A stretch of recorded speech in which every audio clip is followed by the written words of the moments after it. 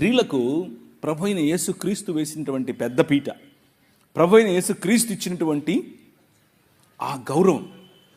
నిన్న ఒక ఆయన అడిగాడు, మేము మాట్లాడుకుంటున్నాం రాత్రి 1:30 2 గంటల సమయంలో మా హోటల్ రూమ్లో కూర్చుని అందరం కలిసి మాట్లాడుకుంటున్నాం. ఏమని అడుగుతున్నారు తెలుసా?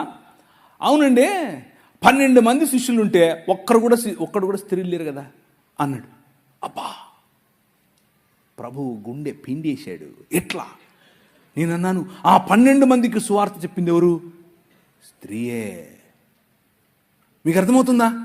ఆ 12 మందికి, అరే మీకు ముందే చెప్పినట్లుగా ఆయన గలిలయలో మిమ్మల్ని కలుస్తాడని, ఆయన గలిలయ సముద్రం దగ్గర మిమ్మల్ని కలుస్తాడని లైన్లో దేవుని వాక్య విలువలు కనిపిస్తాయి.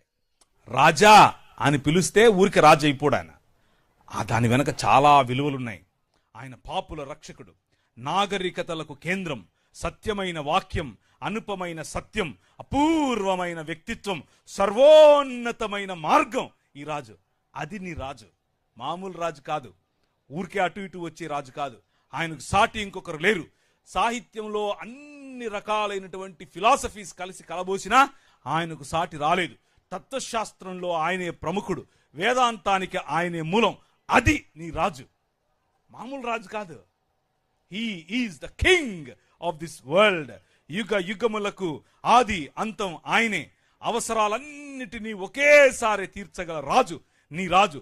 సమాధానము, నీకు సమాధానం కావాలంటే అన్ని ప్రశ్నలకు సమాధానం ఇవ్వగల ఏకైక రాజు ఈ రాజు. బలహీనులకు బలాన్నిస్తాడు, సానుభూతితో రక్షిస్తాడు, శక్తివంతమైన దేవుడు, మార్గదర్శకుడు, రోగులను స్వస్థపరుస్తాడు, కుష్ఠును శుభ్రపరుస్తాడు, పాపులను క్షమిస్తాడు. That is your king. అది నీ రాజు.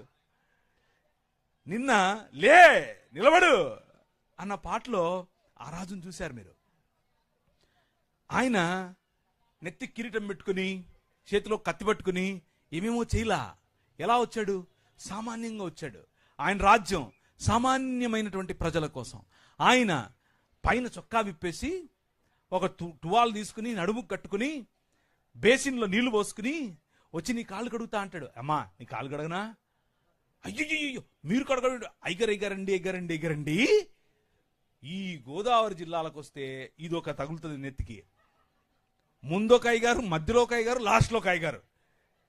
అలా చేసి మీరు పాస్టర్లను సెలబ్రిటీలు చేశారు. అది మీ తప్పే, వాళ్ళ తప్పు కాదు, మీ తప్పే.